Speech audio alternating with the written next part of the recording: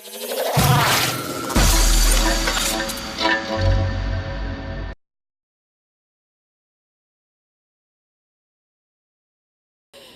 alors, bienvenue à tous et toutes.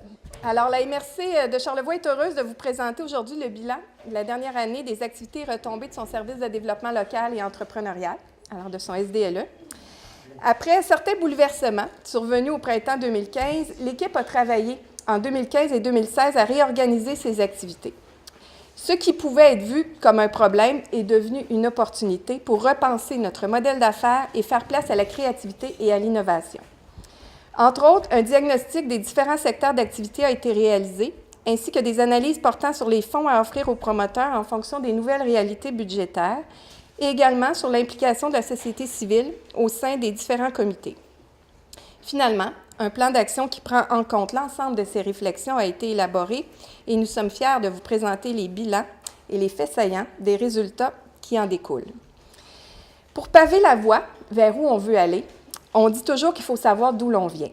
Alors voici pourquoi on trouve important de vous préciser le chemin parcouru depuis 2015 et les changements majeurs qui ont marqué l'histoire de notre organisation. Alors, pour faire un petit peu d'histoire, un petit retour en arrière, tout le monde se rappelle donc la création des centres locaux de développement en 1998, évidemment créés pour deux aspects principaux, le développement local et le soutien à l'entrepreneuriat. En 2004, des changements législatifs apportés par le gouvernement sont venus préciser que le développement économique était une responsabilité des MRC. Et en 2015 est arrivé donc les principaux changements. Avec la loi 28, la MRC n'était plus tenue de confier le développement économique à un CLD, mais pouvait donc créer un organisme, conserver le CLD ou encore l'intégrer à ses activités. Alors, c'est sûr que le contexte budgétaire aussi aidant, parce qu'il est arrivé avec ces changements législatifs, certaines nouvelles réalités budgétaires. Les réflexions et des analyses ont amené le Conseil des maires de la MRC de Charlevoix à prendre la décision d'intégrer les activités et les employés donc, du CLD à la MRC. Alors est venue donc la création du service de développement local et entrepreneurial de la MRC. L'équipe, elle est passée de 9 employés que vous connaissiez auparavant au sein du CLD à 7. Alors, il y a des choix qui ont été faits, entre autres, notamment pour confier le soutien plus administratif, donc tout ce qui était les tâches plus administratives à travers une réaffectation des tâches des employés de la MRC. Et le choix des élus a été évidemment de conserver les professionnels qui étaient affectés directement au soutien aux entreprises et aux promoteurs en vue de supporter le développement sur le territoire. En ce qui a trait à la gouvernance, là, vous voyez aussi ici le nouvel organigramme, en fait, qui a été mis en place suite à la réorganisation. Ce qui est intéressant aussi de mentionner, c'est que malgré la grande polyvalence des employés, des professionnels en développement du service de développement local, à travers l'expertise, l'expérience, les années aussi qui ont passé, les conseillers ont développé certaines spécialités. Alors, ce qui fait en sorte qu'ils sont en mesure, que ce soit en tourisme, en agroalimentaire, en développement manufacturier, en développement social, en développement rural, d'être vraiment présents puis d'affecter leur temps à des projets bien particuliers. Mais ça reste que toute l'équipe également partage en fonction des priorités le travail qui se fait sur le territoire. Alors, en ce qui a trait à la gouvernance, dorénavant, donc c'est le Conseil des maires, la direction générale qui prennent les décisions d'entériner les différents choix qui sont faits et d'assumer la reddition de comptes qui est présentée au gouvernement. Il y a une décision majeure qui a été prise aussi de former un comité consultatif afin de conserver l'implication puis la collaboration aussi avec les partenaires du milieu et les représentants de la société civile. On en est bien fiers parce que c'est une façon pour nous de venir valider, de venir présenter aussi aux gens du milieu, puis de s'assurer que ce qu'on développe respecte les besoins et répond vraiment aux enjeux de développement du territoire. Alors, le comité consultatif est là pour venir supporter donc toute l'équipe et également le Conseil des maires dans les décisions qui sont prises, entre autres en lien avec les politiques d'investissement, les fonds qui ont à être développés ou à être offerts aux entreprises ou aux groupes promoteurs. Et également, d'autres comités qui impliquent des partenaires et des représentants de la société civile ont été créés. Certains existaient auparavant, d'autres ont été donc modifiés avec les nouvelles réalités. Alors, on parle du comité, par exemple, pour le Fonds de développement des entreprises d'économie sociale, le comité d'investissement du Fonds local d'investissement, Fonds local de solidarité, le Fonds de démarrage, le FLI Relève, le comité du parc industriel qui est réservé donc pour le parc industriel de Saint-Urbain, le comité soutien au travail autonome et le comité pour le fonds initiative locale. Au niveau des budgets, alors là également aussi, les choses ont évolué dans les dernières années. Ce qu'on peut mentionner, c'est qu'aujourd'hui, donc le budget en 2017 du service de développement local est de 828 957.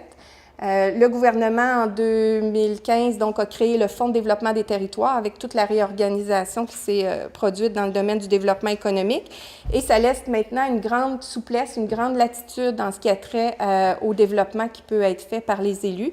Donc, il y a des choix qui ont été faits. Il y a des décisions qui ont été prises de réorienter certains fonds qui auparavant étaient destinés peut-être plus en développement du loisir, par exemple, au niveau des infrastructures municipales, vers le développement économique, considérant l'importance que ça avait pour le territoire et l'importance de combler là, justement les réductions budgétaires qu'on a pu subir au niveau du soutien au développement économique.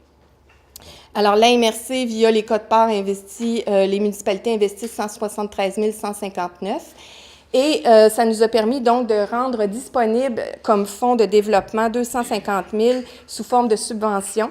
Alors, nos fonds, rapidement, là, je les nomme, le fonds de soutien aux projets spéciaux, l'entente de développement touristique et événementiel de Charlevoix en collaboration avec la MRC de Charlevoix-Est et Tourisme Charlevoix et le secrétariat de la capitale nationale.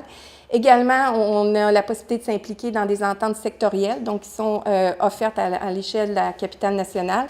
On pense à l'entente en agroalimentaire, à l'entente également en économie sociale pour la capitale nationale. On a mis en place un fonds de soutien au démarrage, un fonds de développement des entreprises d'économie sociale qui est particulièrement sollicité et dynamique ces années-ci, le fonds de soutien au parc industriel de Saint-Urbain et l'entente de développement culturel. Alors, tout ça s'ajoute également, donc finalement, aux fonds et aux prêts qui sont effectués via le FLI, le FLS et le FLI Relève, qui disposent d'actifs évalués à 2,6 millions de dollars. Alors, ce qui est intéressant, donc, ça nous permet de constater qu'on est toujours bien présent. On a revu les fonds aussi, et c'est ce que je voulais mentionner, puis qu'on retienne beaucoup. Quand je disais qu'on a utilisé ce qui s'est passé comme une opportunité pour revoir les choses, bien, l'équipe a été particulièrement créative pour repenser les fonds versus les besoins, les nouvelles réalités budgétaires, mais aussi ce que vivent les entreprises et ce qu'ils avaient, ce qu'ils ressentaient, ce qu'ils voyaient sur le terrain. Alors, ça nous a permis de créer d'ajuster les fonds en fonction de certains nouveaux critères d'admissibilité. Comme par exemple, via les fonds qui sont maintenant disponibles, on ne parle plus de jeunes promoteurs, mais de soutien au démarrage. Auparavant, on était limité avec des critères d'âge à 35 ans, mais on sait qu'aujourd'hui, les jeunes réorientent des fois des deuxièmes, des troisièmes carrières, souhaitent créer une entreprise. On a des jeunes retraités qui, des fois, sont à la limite et souhaitent aussi démarrer des projets qui sont importants pour le territoire. Alors, on a éliminé les critères d'âge. Donc, c'est ce qu'on appelle maintenant le fonds de soutien au démarrage. Et le fonds, donc, des entreprises d'économie sociale, les projets spéciaux qui nous permettent de supporter des projets structurants sur le territoire, qui soient dans le domaine environnemental, social, culturel, économique, donc de toute nature et touristique. Initiatives locales, on peut supporter également des initiatives des municipalités ou des organismes à but non lucratif. L'entente de développement touristique et événementiel, on sait toute l'importance qu'a les événements pour notre territoire et notre développement économique. Et le Fonds du parc industriel de Saint-Urbain qui avait été créé à l'époque de la création du parc industriel pour venir supporter et encourager les entreprises à y développer et à créer des emplois dans le parc industriel. Également des commandites parce qu'il y a fréquemment des demandes donc, pour supporter différents projets. Alors voilà, ça fait le tour. Maintenant, pour vous présenter les statistiques en lien avec l'opérationnalisation de tous ces fonds, je vais laisser la parole à Anne Scallon, qui est la directrice. Donc, comme Karine a précisé, les fonds, vous avez l'ensemble des fonds avec le nombre de dossiers qu'on a fait par fonds. Le FLI FLS, c'est toujours ensemble. Donc, le FLI, on investit 70% du montant qui est demandé. Si c'est un montant de 100 000, par exemple, c'est 70 000 qui va au Fonds local d'investissement et 30 000 pour le FLS. Donc, on a fait 3 dossiers. Vous avez la répartition, là, c'est pour ça que 153 000 FLI, 112 000 FLS, c'est pas 50-50, c'est 70-30. Et vous avez les investissements générés là, au bout de la colonne qui vous permettent de voir un peu, pour chaque dollar qu'on investit, on a calculé que ça donne des retombées de 20-70, c'est ça? Donc, c'est quand même pour le total de nos fonds confondus. Le FLI Relève, c'est pour soutenir les entrepreneurs qui veulent prendre des actions dans une entreprise. Donc, c'est un prêt sans intérêt qui permet à des gens de prendre une relève, c'est 25 c'est ça? Hein? Minimum 25 Donc, on a 2 dossiers qui ont été faits durant l'année, puis c'est 15 000 par dossier, donc 30 000 pour des investissements générés de 2,8 millions. FLI, Fonds de développement des entreprises d'économie sociale, il faut se rappeler tous les acronymes qu'on a, hein, parce qu'il n'y a pas juste les organisations, mais il y a aussi les fonds qui ils ont tous des acronymes. Donc, le FLI, Fonds de développement d'économie sociale, il y a un tiers qui va via le prêt et 2 tiers qui est en subvention. Donc, on a fait 10 projets. Le total, c'est 15 000, donc 10 000 en subvention, 5 000 en prêt. Vous avez la répartition qui apparaît 43 500 pour FLI économie sociale, puis 86 800 pour le Fonds de développement des entreprises d'économie sociale pour des investissements générés de 476 000. Le jeune promoteur qui était en transition, comme Karine l'a dit tantôt, on l'a modifié au cours de l'année, mais il a été effectif là, à partir de janvier. Jeune promoteur, on a fait 3 projets, 12 000, c'était 4 000 par projet. Donc, pour un total d'investissement généré de 327 900. Soutien au travail autonome, c'est des projets qu'on travaille avec Emploi Québec. Donc, c'est un nombre de semaines qu'un promoteur reçoit de l'aide. Mais par contre, c'est un montant, là, c'est le salaire minimum pendant 35 heures semaine pendant un certain nombre de semaines, avec des montants qui peuvent changer. Fait que c'est pour ça qu'il n'y a pas de montant accordé comme tel. On a fait 9 dossiers et le total des projets qu'on a aidés, c'est 81 466 en investissement généré. Et le dossier du parc industriel, le fonds du parc industriel, on a fait un projet de 10 000 $ pour des investissements de 629 000. Donc, vous avez 28 dossiers complétés, 447 297 de montants accordés et des investissements de 9,2 millions. Comme je disais tantôt, c'est 20,7. Pour chaque dollar investi, ça donne 20,7 en retombées. Au niveau des statistiques plus techniques, on a 87 nouveaux clients qui équivaut grosso modo, 415 heures de travail. Nos investissements ont permis de créer 18 emplois et d'en maintenir 160, ce qui n'est pas négligeable parce que le maintien d'emploi est souvent aussi important, sinon plus que la création d'emplois. On garde les gens dans la région. Soutien technique à 2 dossiers de transfert d'entreprise. Et sur l'ensemble que ce soit les séances d'information, les plans d'affaires pro forma, recherche de financement, ça équivaut à 324 le nombre d'interventions qu'on a fait avec tous les services. On est rendu au fait saillant, donc Annabelle. Bonjour! Donc, parmi tous les dossiers qu'on a travaillé dans l'année, on va vous présenter quelques faits saillants, tous les agents après l'autre. Donc, moi, je commence. Pendant l'année 2016-2017, nous avons effectué une aide auprès d'une organisation parce qu'on ne fait pas seulement non plus du soutien technique entrepreneurial, mais on fait aussi du soutien aux organismes du territoire. Donc, avec la planification stratégique qu'on a effectuée avec la traversée de Charlevoix. La traversée de Charlevoix, c'est un organisme qui a son siège social à Saint-Urbain. C'est un organisme qui gère plus de 150 km de sentiers pédestres, de ski nordique, raquettes, vélo de montagne et qui offre aussi de l'hébergement sur tout son parcours linéaire. Donc, 10 chalets, 4 refuges. Nous, ce qu'on a fait, en fait, quand je dis nous, c'est surtout moi et Sylvie qui avons travaillé sur cette planification stratégique-là. C'est certain que toute l'équipe met toujours son grain de sel là, à un moment donné, mais c'est nous qui avons mené plus ce dossier-là. Donc, nous avons commencé par faire une présentation au CA de l'organisme. C'est toujours comme ça qu'on débute. Et puis, on a fait une petite activité avec eux aussi pour voir un petit peu quels étaient leurs objectifs, quelles étaient leurs visions de cette planification-là. Donc, on a parti de ça. De ça, c'est dégagé différents sujets. Et c'est là-dessus qu'on a planché pour la planification par rapport à leurs défis puis aux défis qu'eux envisageaient là, pour l'organisation.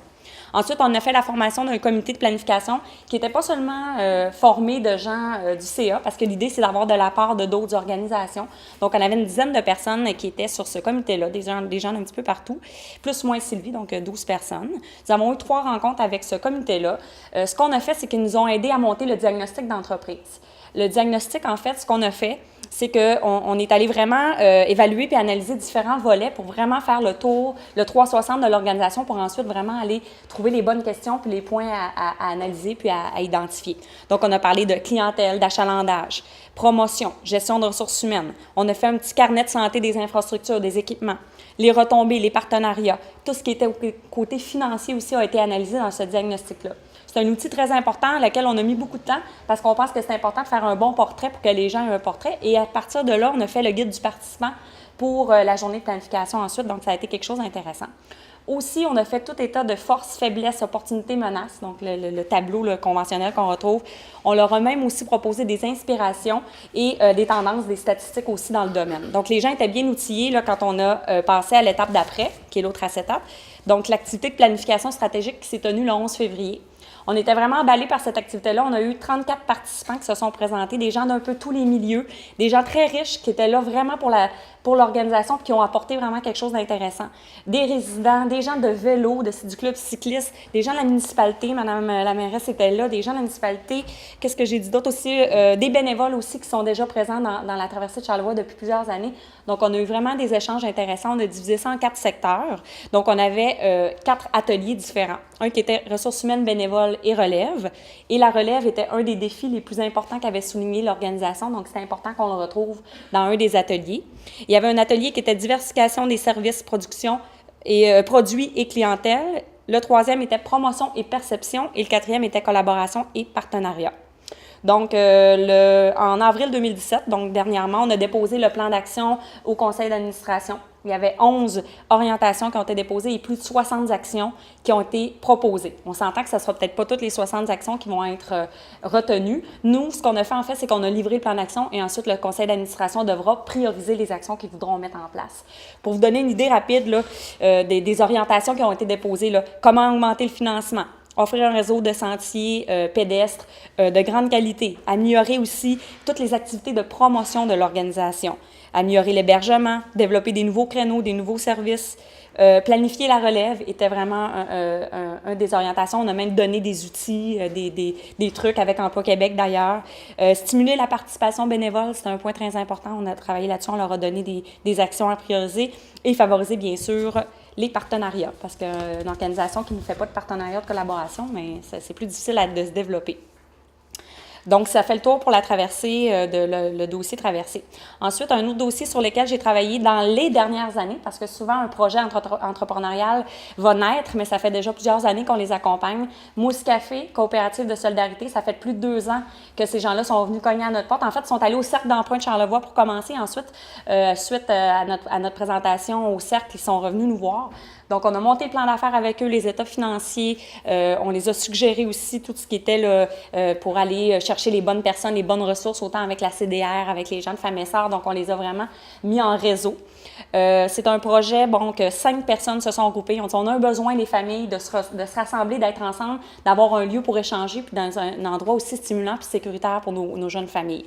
Donc, café pour les familles, boutique physique qui sera ici d'ailleurs, dans la maison mère, donc à l'accueil.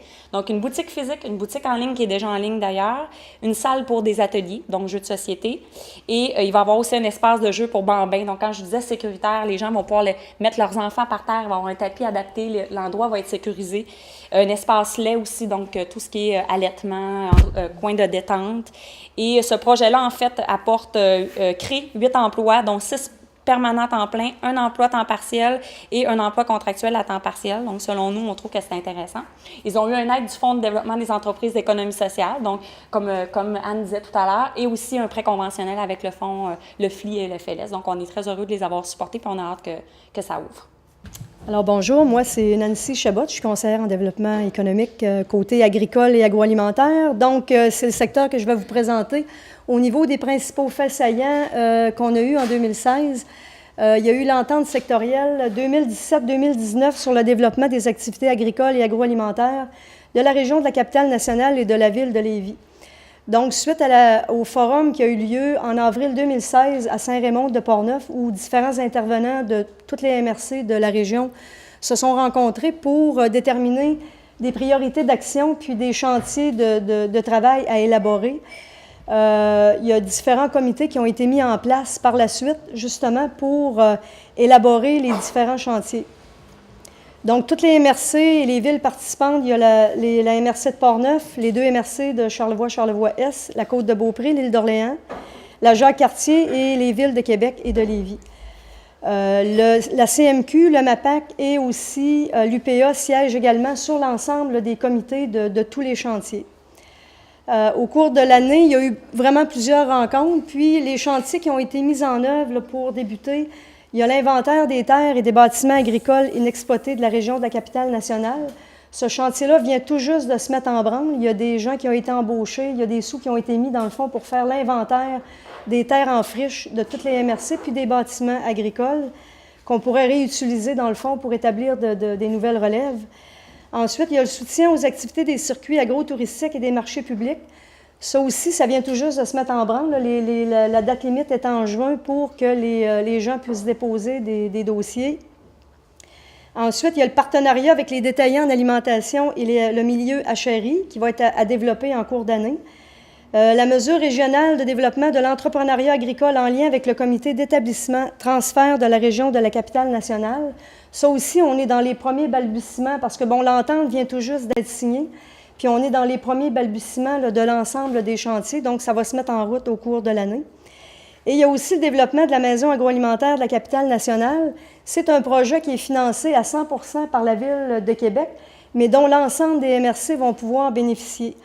Le but, c'est le futur grand marché va être instauré sur le site de Exposité.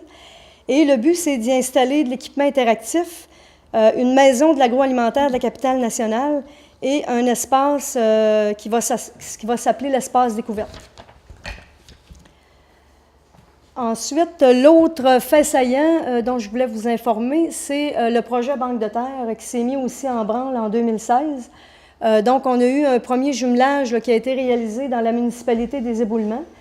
C'était un petit lot qu'il y avait à vendre, puis un jeune couple, là, dans le fond, là, qui veulent faire des petits fruits, qui ont acheté le lot, puis qui sont en train de démarrer leur projet là, en 2017. Ce qui fait que, bon, toutes les démarches, j'ai rencontré l'ensemble des municipalités l'année dernière, et ce qu'on a comme résultat aujourd'hui, on a 8 propriétaires fonciers qui se sont inscrits à la Banque de terre, et j'ai deux agriculteurs qui se sont inscrits aussi. Donc, on continue les démarches, dans le fond, pour meubler le plus possible notre banque de terre. Ce qui s'est passé également, c'est que le projet Banque de terre est en train de se transformer en projet L'Artère. C'est que maintenant, ça devient un projet provincial. Le gouvernement du Québec a mis des sous pour embaucher une ressource à temps plein qui est chapeautée par le CRAAC, qui est le Centre de référence en agriculture et agroalimentaire du Québec. Donc, il va chapeauter le projet Artère, donc toutes les MRC participantes. Actuellement, il y a 10 MRC qui sont inscrites, puis on espère qu'il y en a d'autres qui vont joindre à la gang, dans le fond, pour avoir un projet inter-MRC pour pouvoir s'échanger de l'information pour établir de la relève et d'utiliser au maximum là, les terres en culture. Donc, ça fait le tour là, de mon côté pour les faits saillants. Bonjour, Stéphane Simard, je suis conseiller en développement économique, principalement services et commerce au détail, ainsi que manufacturier. La semaine dernière encore, on a été invité par Emploi Québec pour une rencontre en estimation des besoins de main-d'œuvre et de formation.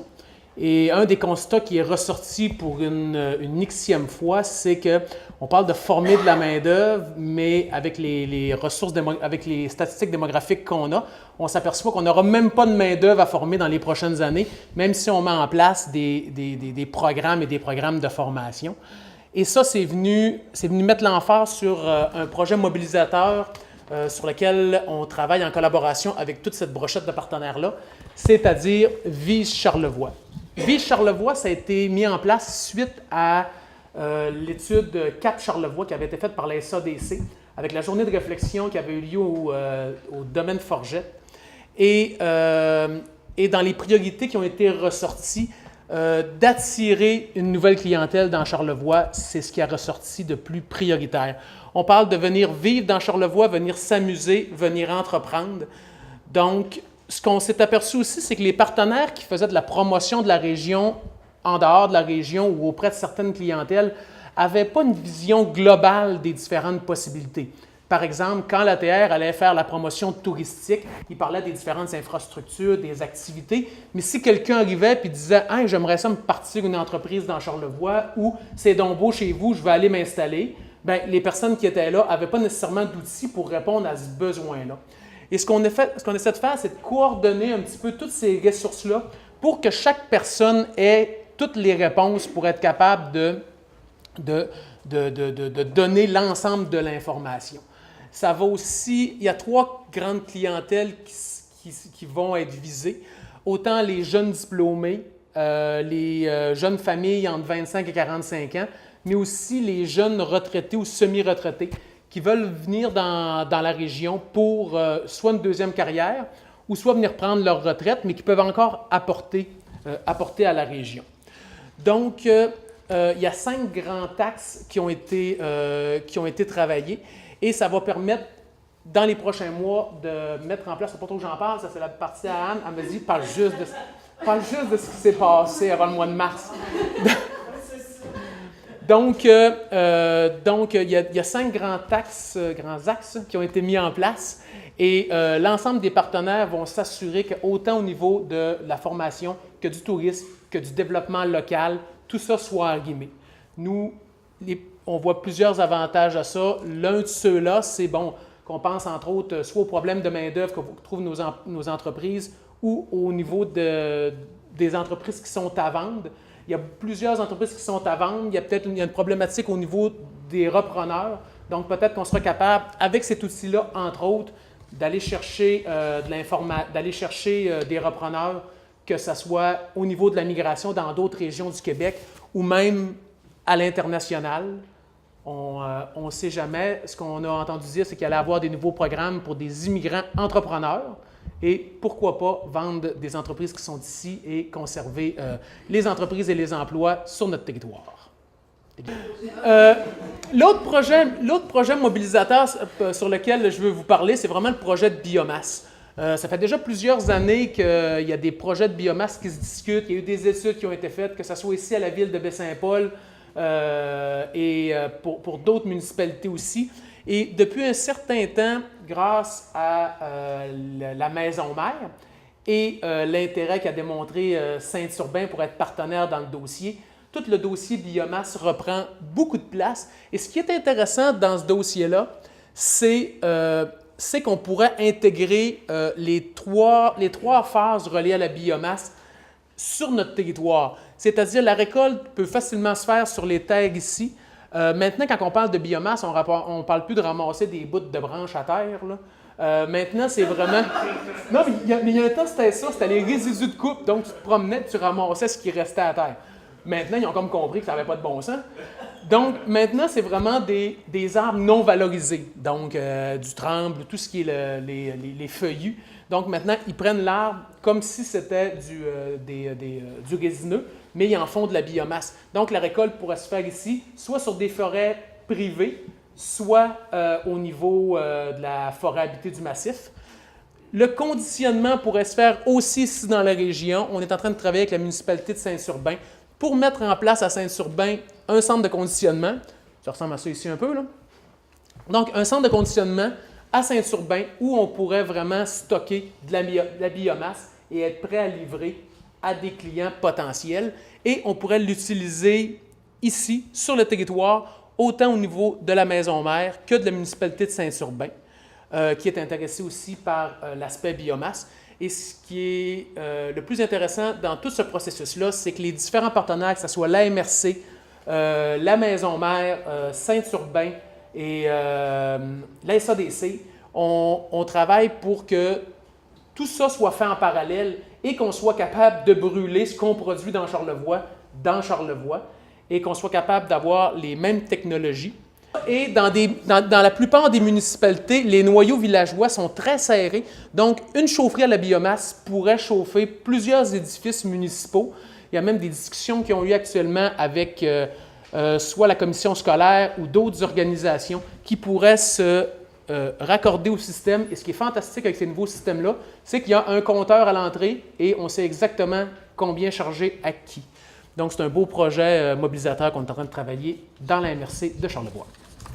Alors, bonsoir, je m'appelle Émilie Dufour, je suis conseillère en développement social pour la MRC de Charlevoix, mais également pour la MRC de Charlevoix-Est depuis 1 an, où je couvre l'ensemble du territoire, qui est quand même un bon défi en soi.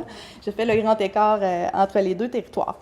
Donc, en fait, je coordonne également la démarche développement social intégré, qui s'appelait jadis l'ATI pour approche territoriale intégrée, et qui jadis était financé via des enveloppes qui transitaient via la CRE.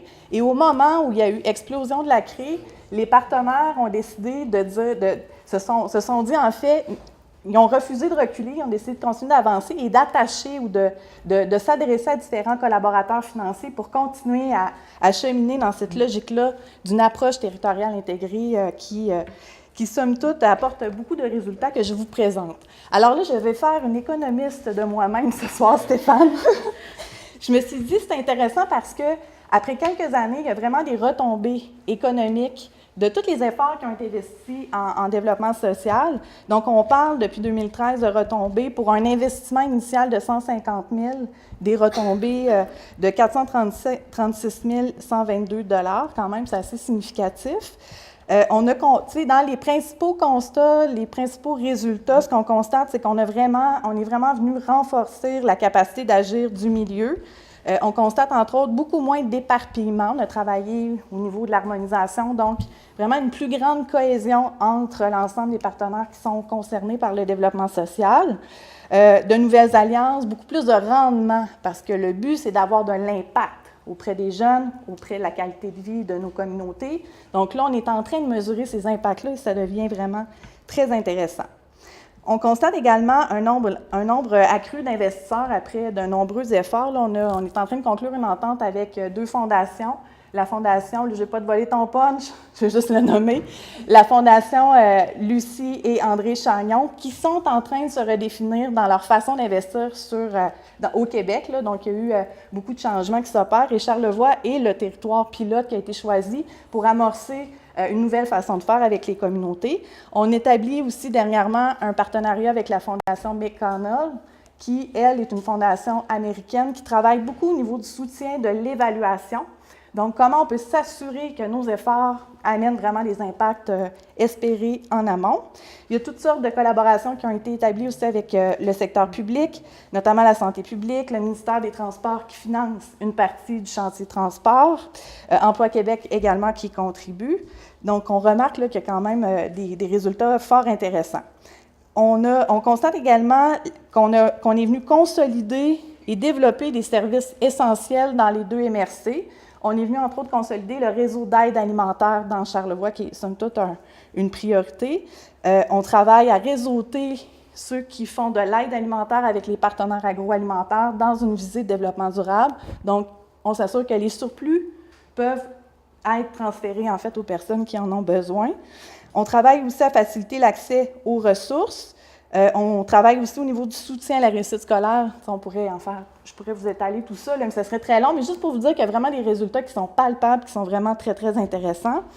La démarche a déjà permis de créer ou de consolider plusieurs emplois, notamment les ressources mobiles, qui sont les intervenants jeunesse qui vont travailler auprès des jeunes, soit dans la rue, soit dans les milieux scolaires. Il y a vraiment là, une belle consolidation d'emplois là, qui s'est faite à ce niveau-là. On a engagé récemment une chargée de projet pour développer un réseau de transport collectif qui se veut inclusif et efficace dans Charlevoix. Ça aussi, c'est une belle réussite. Bref, il y a aussi la création d'emplois avec une démarche en développement social. L'autre élément que je voulais vous parler, peut-être un projet plus concret, on a certains d'entre vous, dont Lise Pilote, qui a beaucoup contribué, connaissent déjà le portail charlevoixsocial.ca, qui a été mis en place parce qu'on s'est rendu compte que la population de Charlevoix connaissait peu ou mal les ressources existantes et surtout le groupe qui en ont plus besoin. Donc, les gens qui ont besoin de services ne connaissent pas les services, essentiellement. On s'est rendu compte qu'il y avait trop de vitrines parallèles, donc c'était souvent un casse-tête de se retrouver parmi tout ce qu'il y avait. On en est venu à la conclusion qu'il fallait se doter d'une plateforme commune. Donc, le portail, c'est quoi? C'est un portail qui permet, où c'est vraiment facile de s'inscrire, c'est gratuit. Toutes les ressources peuvent se retrouver dedans. Là, présentement, il y a 50 à 60 ressources communautaires, surtout qui sont inscrites au portail. C'est un relayeur d'informations qui est très rapide, efficace et aussi apprécié.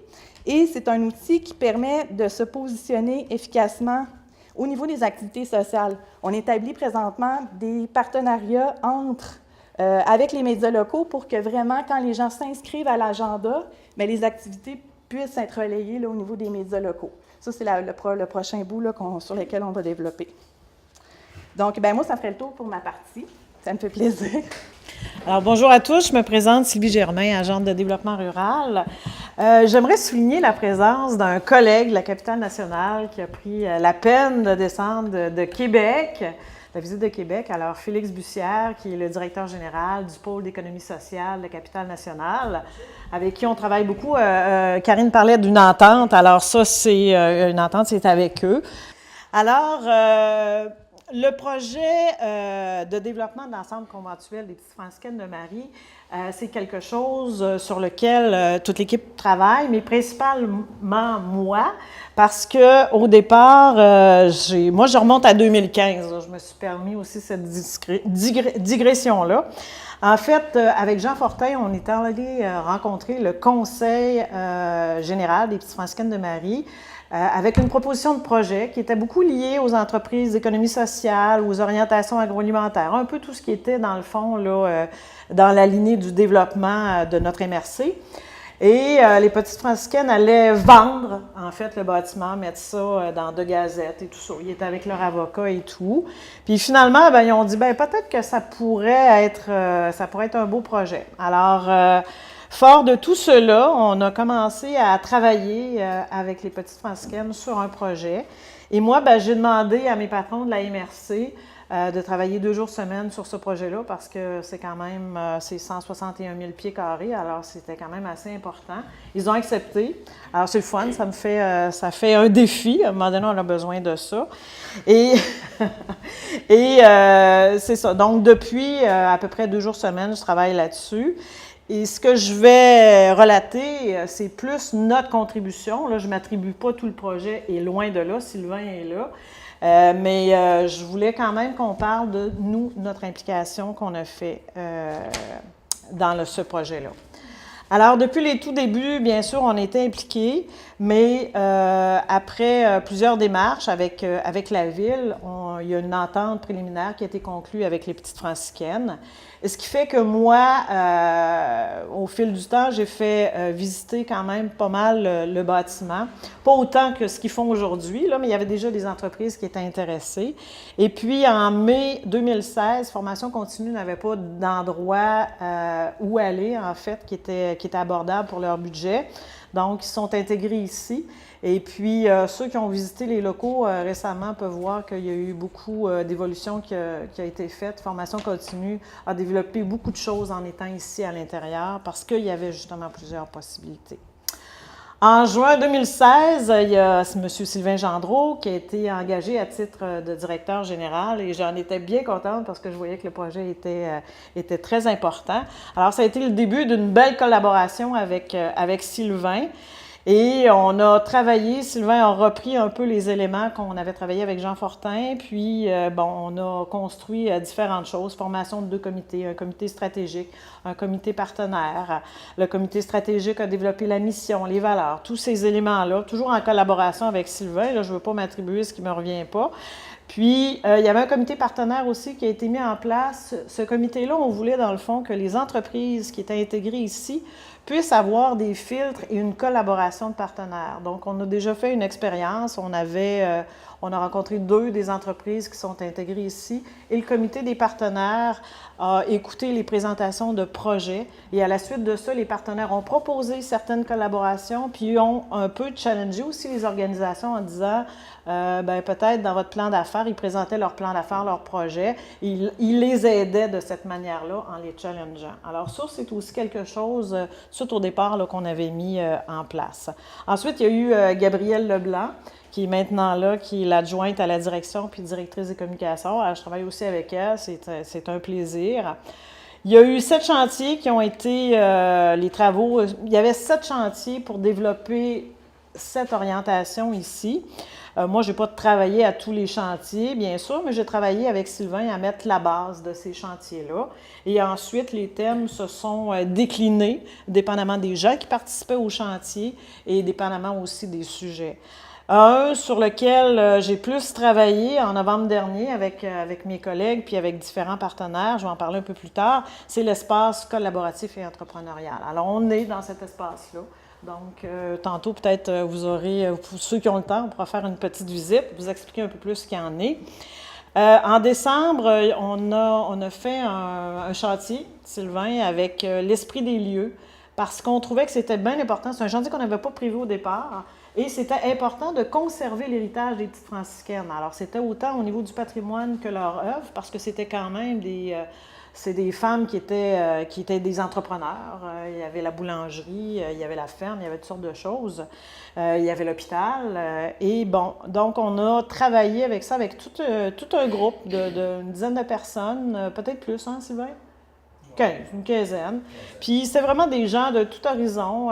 Puis la sœur supérieure est avec nous. Alors on va sortir à un moment donné... il y a beaucoup de choses. On va sortir une déclaration des lieux qui va être à l'entrée du bâtiment et qui va vraiment décliner quel est l'esprit du lieu. Donc, les gens qui entrent ici vont savoir que l'esprit des lieux est conservé. Puis actuellement, Sylvain, avec les contrats, les baux qui sont signés, les gens, il y a des éléments qui sont par rapport à l'esprit des lieux que les gens doivent respecter. Donc, ce qu'on parle de la collaboration, de l'entraide, de la non-compétition aussi. C'est-à-dire qu'à partir du moment où quelqu'un vend du café, bien, on essaie de prioriser le fait qu'on va acheter le café là, un autre qui vend de la bouffe, l'hébergement. On essaie là, vraiment que tout le monde ait une collaboration, puis je pense que ça marche bien, hein? Ah oui, je trouve que ça marche bien. Donc, si on va maintenant à 2017, bon, poursuite des chantiers, énergie renouvelable, je le nomme parce que Stéphane en a parlé tout à l'heure, donc Stéphane a travaillé là-dessus avec la ville. Et il y a l'espace collaboratif, le coworking. On a ici le logo de la maison mère. Ben là, il n'est pas animé, là, mais si, je pense qu'on peut déjà aller voir, hein, en faisant maison mère, si ça vous intéresse. Oui, on n'a pas de branchement ici pour le faire, mais on va en avoir un dans le coworking. Oui, ça s'en vient, on travaille fort. Donc, dans le fond, on est tous sur le vocable de la maison mère. Ce qui fait qu'on veut, dans le fond, l'espace qui est ici, ça s'appelle la Procure et on va conserver ce nom-là. Parce qu'on en a parlé, puis on trouvait que c'est encore conserver l'héritage. Hein? La Procure, c'était l'endroit où les sœurs se procuraient, dans les armoires que vous voyez là, des vêtements, de l'équipement de bureau, des stylos, tout ce qu'elles voulaient, là. Dans le fond, il n'y a aucune sœur qui partait avec de l'argent magasiné. Les choses étaient achetées ici. Donc, ça s'appelle la Procure. Et ils se procuraient tous les éléments. Puis, on trouvait ça intéressant que notre groupe soit là, se fasse un outil de développement avec les partenaires qui sont là pour procurer aux entrepreneurs un nouvel outil. Quelque chose là, qui viendrait, dans le fond, nous challenger, nous, et puis aider aussi à porter quelque chose de nouveau qui est très populaire. Est-ce que tout le monde connaît ce que c'est un espace collaboratif, un coworking? Pas mal, hein? Bon. Alors voilà, donc c'est un espace, vous avez tous les partenaires qui sont là. Ce qui est intéressant, c'est que tous les partenaires qui sont dans le développement font partie de notre chantier. Alors, on a le centre de gestion du complexe des PFM, qui s'appelle comme ça, c'est ceux qui gèrent le bâtiment ici.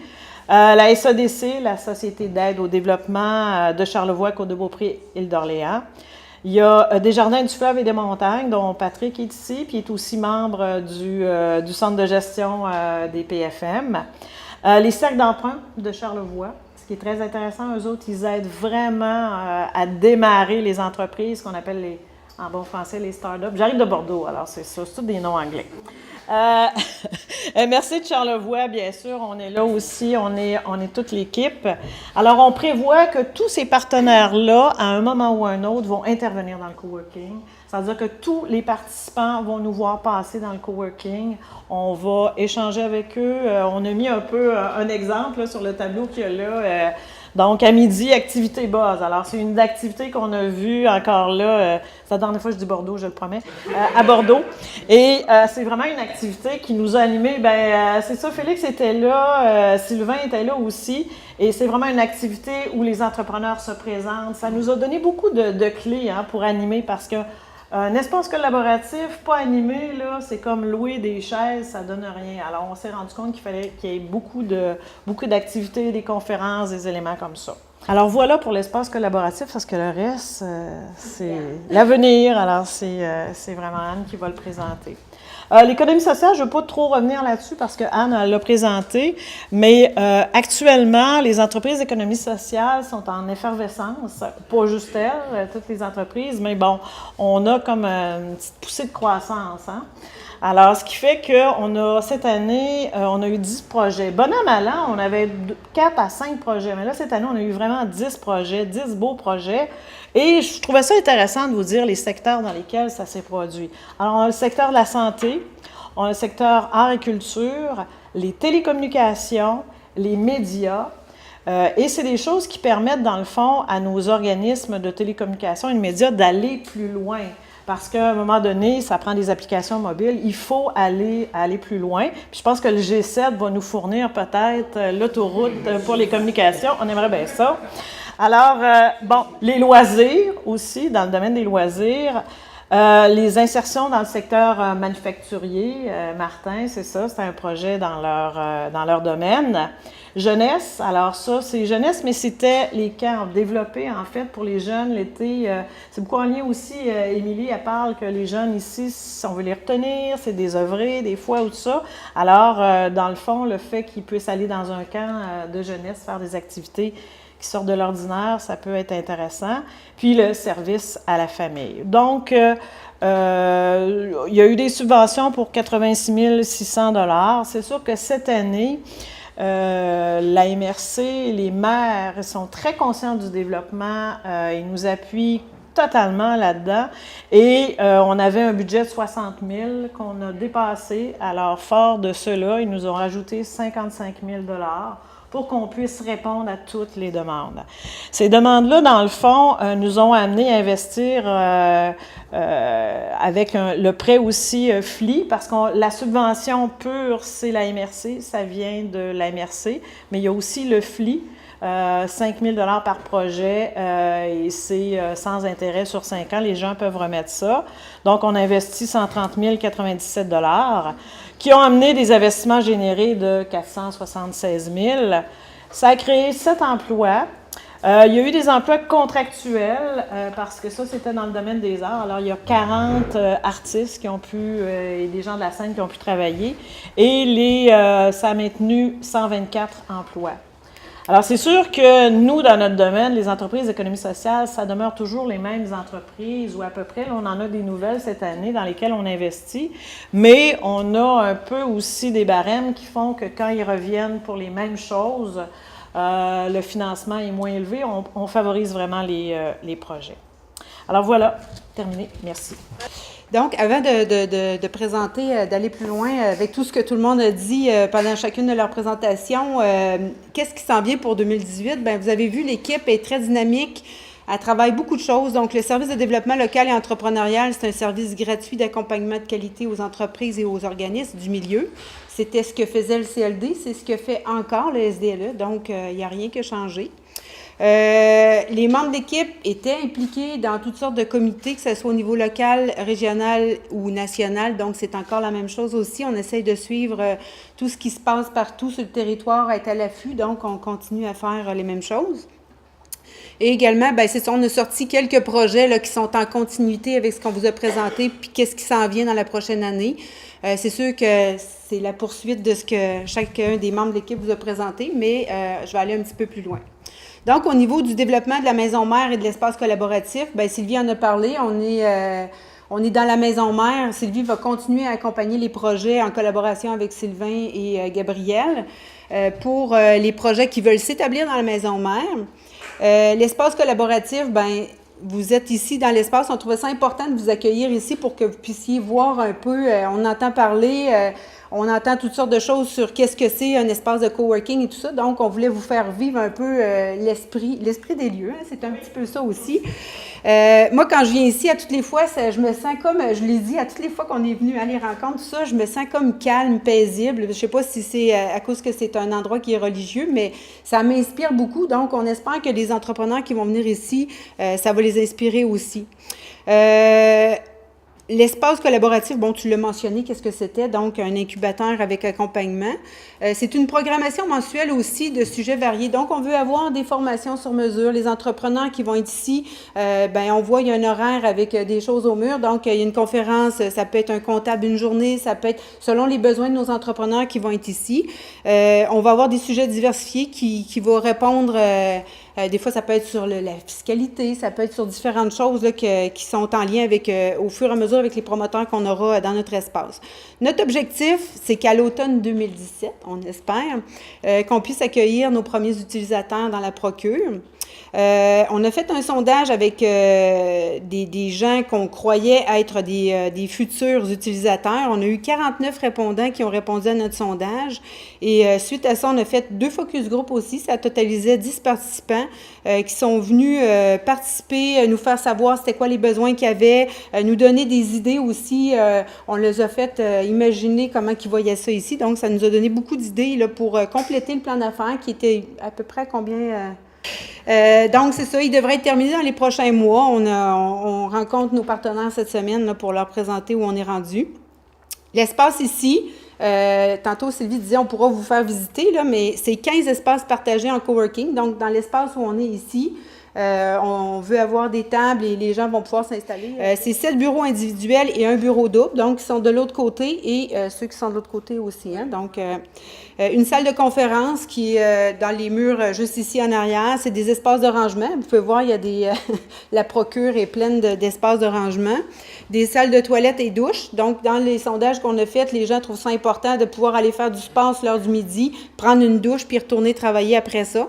Donc, ça va être important d'offrir ces choses-là. La terrasse, qui est juste ici à l'arrière, on nous a mentionné que ça serait le fun d'avoir des couvertures pour aller dans l'herbe, avoir des ballons, des choses comme ça pour aller jouer.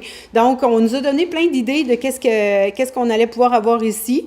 Une salle multi-créatif avec écran intelligent, c'est une cuisinette aussi, une salle de repos, des jeux. On a visité des espaces un peu partout au Québec et partout, il y a des espaces de jeux, donc des baby-foot, des PlayStation, ce genre de choses-là. Donc, les gens ont besoin de tout ça pour être capables de jaser, de se ressourcer ou prendre une petite bière quand la journée est terminée.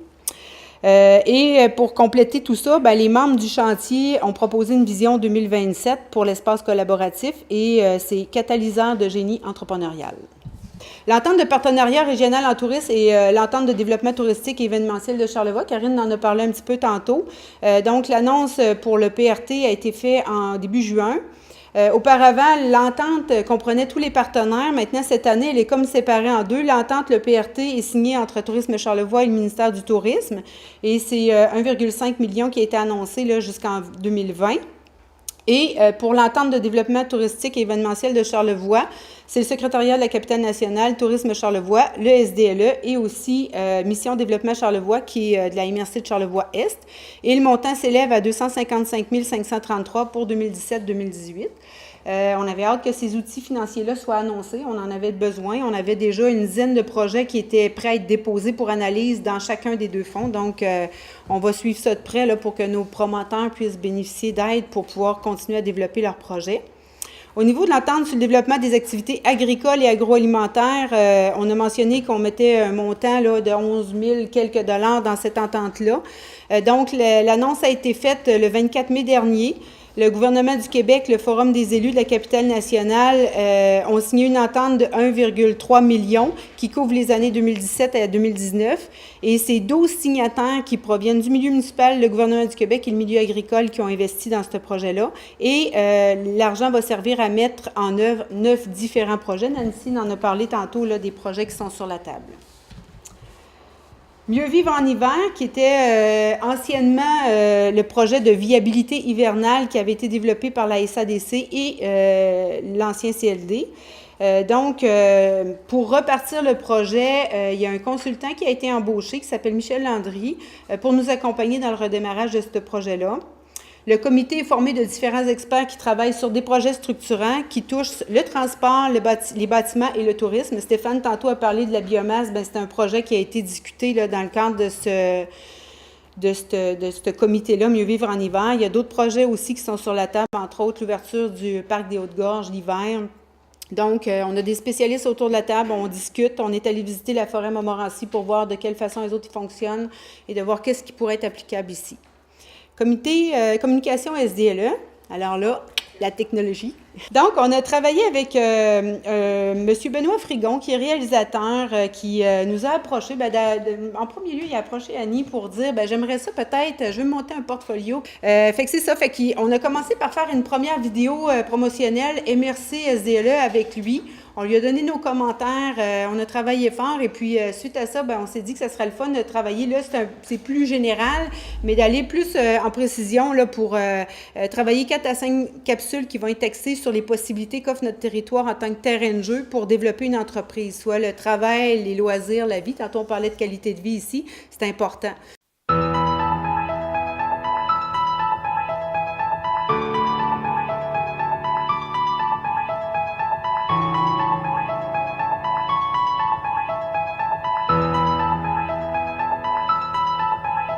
La MRC de Charlevoix, le terrain de jeu pour développer votre entreprise.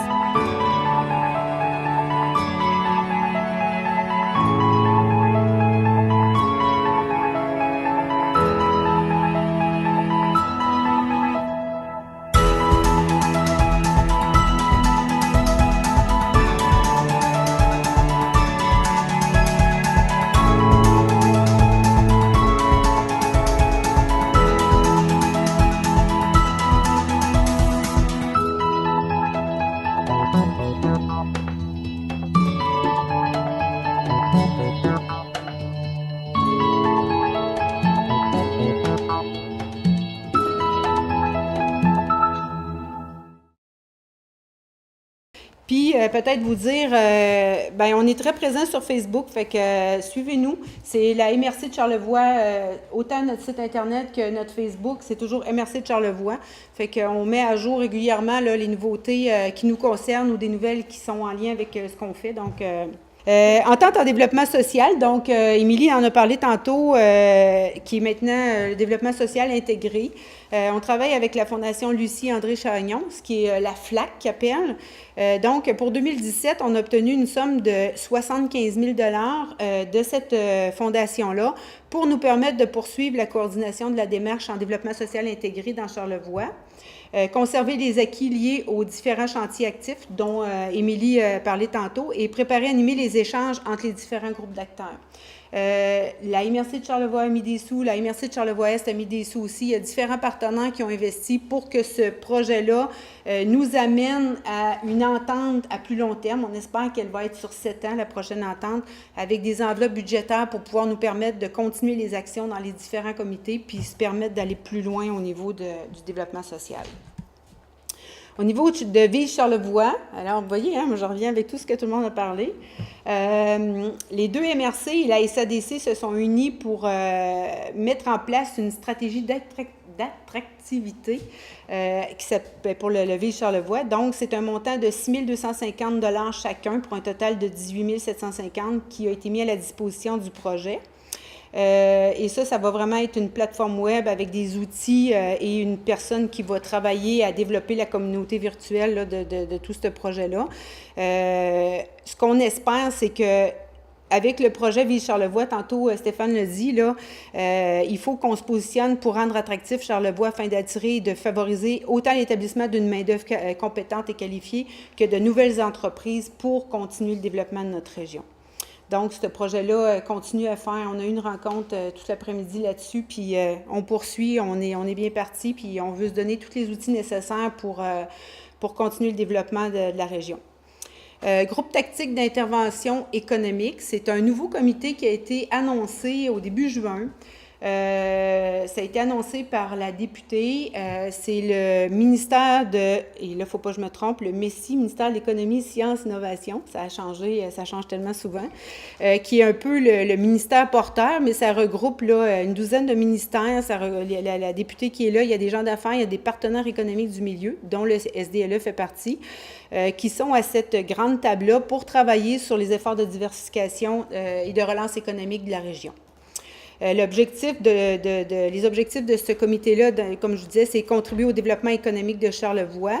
Et là, ça fait un lien avec Vive Charlevoix. C'est entre autres au niveau de l'adéquation des besoins des entreprises et les compétences en main-d'œuvre et aussi de favoriser l'avenue de nouvelles entreprises, de relève pour des nouvelles entreprises et accroître l'attractivité et accessibilité de la région pour les entreprises.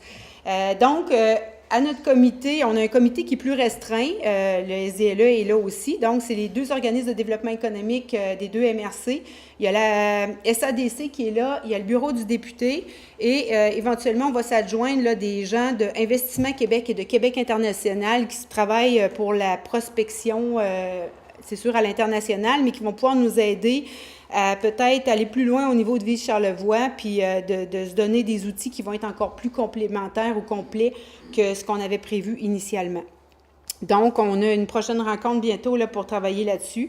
Et Investissement Québec puis Québec International sont très intéressés à collaborer avec nous pour nous amener à avoir les bons outils là, pour faire de la prospection puis se donner une visibilité pour la région. Le G7, bon, on ne peut pas ne pas en parler hein, avec tout ce qui a été dit là-dessus. Oui, il y a les communications. On espère que ça va nous donner un réseau qui a de l'allure, qu'on ne sera pas obligé de partager des connexions en tout temps. Mais il y a aussi des opportunités pour nos entreprises qui vont se présenter. Et nous, on va être à l'affût pour essayer de s'assurer qu'on va être le plus au courant possible et de profiter des opportunités pour ces entreprises-là qui veulent soit prendre l'expansion, de la croissance ou de se doter de nouveaux services qui vont être en lien avec ça. Donc, on va être là pour s'assurer qu'on va profiter le plus possible de cet événement-là et des retombées dans Charlevoix. Donc, ça fait le tour. En terminant, le rapport d'activité qu'on vous a présenté, il est accessible sur notre page MRC Charlevoix, sur pas le Facebook, mais le site Internet de la MRC de Charlevoix. Vous cherchez Fonds de développement des communautés. Voyons. Le FSTD que j'ai dans la tête, non, c'est ça. Hein? FDT, Fonds de développement des territoires. Donc, le rapport est disponible sur la rubrique SDLE FDT. Je me permets un petit mot pour dire merci à Karine. Hein? Tu es une partenaire avec nous. Tu travailles, tu es à nos rencontres, tout ça. Tu nous guides, tu nous aides. Fait que merci beaucoup pour ta présence et toute la confiance que tu nous accordes. Merci aussi au maire de nous faire confiance, de nous avoir fait confiance parce que le SDLE est resté parce que vous avez bien voulu qu'il reste aussi. Donc ça, c'est important pour nous. Puis je me permets un petit mot pour dire merci à l'équipe de m'avoir si bien accueillie parce que je suis arrivée ici, ça fait pas encore tout à fait un an, mais je sens déjà que ça fait, on dirait que ça fait depuis toujours que je suis ici. Donc merci beaucoup, merci pour le bon travail que vous faites. Vous voyez, ils mettent beaucoup de cœur dans leur travail, hein, fait que c'est vraiment, c'est le reflet de ce que je vis à tous les jours. Puis Myriam, pour la présentation que tu nous as faite, c'était assez sacoche, comme on dit, hein, fait que merci beaucoup. Alors, comme à chaque année, c'est un grand plaisir pour moi d'avoir le mot de la fin pour remercier tout le monde du beau travail que vous avez fait, que je parle de tous les membres des comités d'analyse. Vous savez, le Conseil des maires, dont deux de mes confrères sont ici aujourd'hui, Pierre des Éboulements et Gérald de Petite-Rivière-Saint-François, à quel point pour nous c'est important le développement local, entrepreneurial et social, parce que c'est, comme le dit l'entête du communiqué de presse, pour la MRC, c'est le cœur de notre MRC que d'avoir le SDLE maintenant. Je sais combien Karine a travaillé fort pour la transition, ça n'a pas été facile, on a eu une excellente collaboration, et c'est parce que vous êtes des passionnés que c'est aussi passionnant de travailler avec vous au niveau du Conseil des maires, avec chacune des municipalités et du travail que vous faites pour nous tout au long de l'année. À tout le monde, merci à tous les membres des comités d'investissement, à tous les comités d'investissement et bien sûr au comité consultatif qui est nouveau et qui est très important pour nous. Et mais tout le monde qui est ici aujourd'hui, c'est toujours ici le complexe La Maison Mère. Pour nous autres, ce sera un bijou. C'est une partie de notre patrimoine qui va nous rester et de voir tout ce qui va se passer ici, tout le dynamisme qu'il va y avoir, bien, écoutez, c'est le comble du bonheur pour nous aujourd'hui. Alors, un gros merci à tout le monde. Merci. Karine et Anne pour le service de développement local et entrepreneurial. Bonjour. Bonjour. Bonjour. Bonjour. On a vu les chiffres pour le bilan des activités 2016-2017, donc on peut dire que le budget est en hausse par rapport à 2015. Oui, bien, une légère augmentation, mais en fait, il y a eu des choix qui ont été faits là, par les élus, par le conseil de la MRC de Charlevoix pour essayer de conserver au maximum là, le plus d'aide possible dans le milieu et évidemment le soutien aux entreprises via différents fonds. C'est une bonne nouvelle parce qu'on a vu par rapport à des subventions, par rapport à des créations d'emplois. Donc, on peut dire que sur ce côté-là, Charlevoix est en augmentation. Bien, c'est sûr qu'on a investi, l'ensemble du portefeuille qu'on avait pour nos entreprises a été investi en subventions et en prêts. Et ça a donné des belles retombées là, qu'on a vues là, au niveau des emplois, des retombées économiques aussi. Là, comme on disait, il y a pour chaque dollar qui est investi, il y a 20,8 $ en retombées économiques. Donc, c'est très important pour le milieu. Et même pour l'an prochain, il y a beaucoup de projets sur la table. On pense, on a parlé du G7 qui s'en vient, également le GTIE. Donc, il faut le dire, ça bouge et ça va continuer à bouger. Oui, bien en fait, c'est une année très bien remplie, beaucoup de dossiers d'entreprises, d'entrepreneurs et dans tous les secteurs d'activité. Je pense que c'est beaucoup ce qu'on retient de la présentation ce soir des faits saillants, des statistiques également. C'est que dans différents domaines, que ce soit dans l'agroalimentaire, secteur manufacturier, dans le tourisme, dans le développement social, culturel, ça bouge. Il y a des projets d'entreprises, des entreprises en démarrage, en développement, en expansion. Puis nous, notre équipe est très, très active pour les supporter. Et puis là, bien, l'année qui s'en vient, différents projets qui sont aussi amorcés ou d'autres qui vont l'être davantage. C'est sûr que si on regarde comme les projets qu'on a parlé, comme Ville Charlevoix, le GTIE, comme parlé le G7, c'est des projets qui vont nous amener à travailler toute la région ensemble pour se mobiliser puis aller se porter plus loin aussi, comme autant au niveau de la MRC de Charlevoix que pour la grande région de Charlevoix aussi. Là. Donc, c'est très stimulant, autant pour l'équipe que pour tous les maires qui voient ces beaux projets-là arriver dans la région. Là. Et en plus, si je fais un lien avec l'été qui s'en vient, on pense au festif. Ça veut dire que le tourisme va arriver en grand nombre. Donc, de côté, pour Charlevoix et pour les projets, c'est un plus parce que ça amène des gens, ça amène des perspectives, ça amène la vision. Donc, le marché se développe. Oui, bien, tout le développement touristique, on le dit fréquemment, c'est un de nos secteurs d'activité les plus importants qui génère des retombées économiques, qui crée des emplois. Le soutien au festival, aux événements est là, mais également on a des projets d'entreprise aussi qui touchent à l'agrotourisme ou au développement hôtelier, des projets qui offrent des activités, des produits d'appel. Donc là aussi, ça bouge, c'est extrêmement dynamique. Il y a d'ailleurs une entente là, qui va être prochainement annoncée, confirmée, dans laquelle la MRC de Charlevoix est partenaire. Même avec l'annonce du G7, les retombées mondiales de la visibilité que Charlevoix a pu avoir, bien, Charme-moi, ça va être dans la prochaine année là, quelque chose d'exceptionnel. Charme-moi, c'est aussi pour attirer des familles, des jeunes, des travailleurs, des employés. C'est certain que là, on l'utilise, c'est une campagne de tourisme Charlevoix, effectivement, mais on pourrait le prendre aussi au sens où Charlevoix a beaucoup à offrir aux entrepreneurs également. Excellent. Karine et Anne, merci beaucoup et bon succès pour la suite. Et on vous souhaite encore également un bon budget pour l'an prochain.